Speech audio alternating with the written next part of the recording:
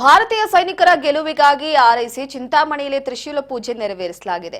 ಚಿಂತಾಮಣಿ ನಗರದ ಶಂಕರ ಮಠದಲ್ಲಿ ಬ್ರಾಹ್ಮಣ ಸಮುದಾಯದಿಂದ ತ್ರಿಶೂಲ ಪೂಜೆ ಮಾಡಿ ಸರ್ವೇ ಜನೋ ಸುಖಿನೋ ಭವಂತು ಅಂತ ಪ್ರಾರ್ಥಿಸಲಾಗಿದೆ. ತ್ರಿಶೂಲ ಪೂಜೆ ಮಾಡೋದ್ರಿಂದ ವಿಜಯ ಶತಸಿದ್ಧ ಅನ್ನೋ ನಂಬಿಕೆ ಇವರದ್ದಾಗಿದೆ.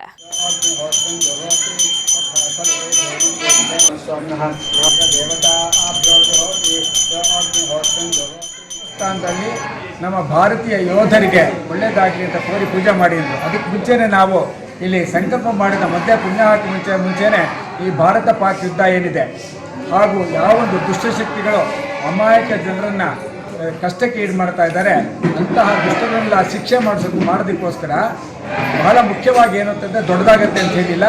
ಈಗ ತಾನೇ ನಾನು ಡೋಲಿಯಲ್ಲಿ ಅಸ್ತ್ರವನ್ನು ತೊಗೊಂಡೋಗಿಟ್ಟೆ. ಬಹಳ ಮುಖ್ಯವಾದ ಅಸ್ತ್ರ, ಎಲ್ಲ ಗಮನಿಸಬೇಕು. ಭಗವಂತನ ಕೈಲಿರೋ ತ್ರಿಶೂಲಕ್ಕೇನೆ 33 ಕೋಟಿ ದೇವತೆಗೆ ನಾವು ಹಾನಿ ಮಾಡೋದು. ಏಕೆಂದರೆ ಶತ್ರುಗಳಿಗೆ ಅದೊಂದು ಎಚ್ಚರಿಕೆ.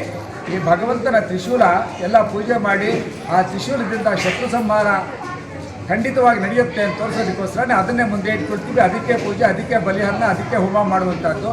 ಹಾಗಾಗಿ ಈ ಒಂದು ಭಾರತ ಪಾಕ್ ಯುದ್ಧ ಏನಿದೆ ಅದು ಶುರುವಾಗೋಕ್ಕೆ ಮುಂಚೆನೇ ನಾವು ನಮ್ಮ ಯೋಧರಿಗೆ ಏನಾದಂಥ ತೊಂದರೆ ಬಂದಾಗ ಎಲ್ಲ ಒಳ್ಳೆಯದಾಗಲಿ, ಅವ್ರಿಗೇನು ಪ್ರಾಣಕ್ಕೆ ತೊಂದರೆ ಆಗ್ತಾಗಲಿ, ಅವ್ರ ಮನೆ ಎಲ್ಲ ದುಃಖಕರವಾಗಿರಲಿ ಅಂತ ಹೇಳಿಬಿಟ್ಟು ನಾವು ಮೊದಲೇ ಪ್ರಾರ್ಥನೆ ಮಾಡಿದ್ದೀವಿ. ಅಷ್ಟೇ ಅಲ್ಲ, ಇಲ್ಲಿ ಬಂದ ಎಲ್ಲ ಭಕ್ತಾದಿಗಳ ಕೈಯಲ್ಲಿ ಕೂಡ ದೇಶದ ಕ್ಷೇಮಕ್ಕಾಗಿ ಭಾರತ ಪಾಕ್ ಯುದ್ಧದ ಎಲ್ಲ ಸೈನಿಕರು ಕೂಡ ಯಾವುದೇ ಒಂದು ಗಾಯಗಳಿಂದಾಗದೇ ಇರಲಿ, ಆದರೆ ಬೇಗ ಉಪಶಮನವಾಗಲಿ ಅಂತ ಹೇಳ್ಬಿಟ್ಟು ಕೂಡ ನಾವು ಸಾರ್ವಜನಿಕವಾದ ಒಂದು ಸಂಕಲ್ಪವನ್ನು ಕೂಡ ಆ ದಿವಸ ಮಾಡಿದ್ದೀವಿ.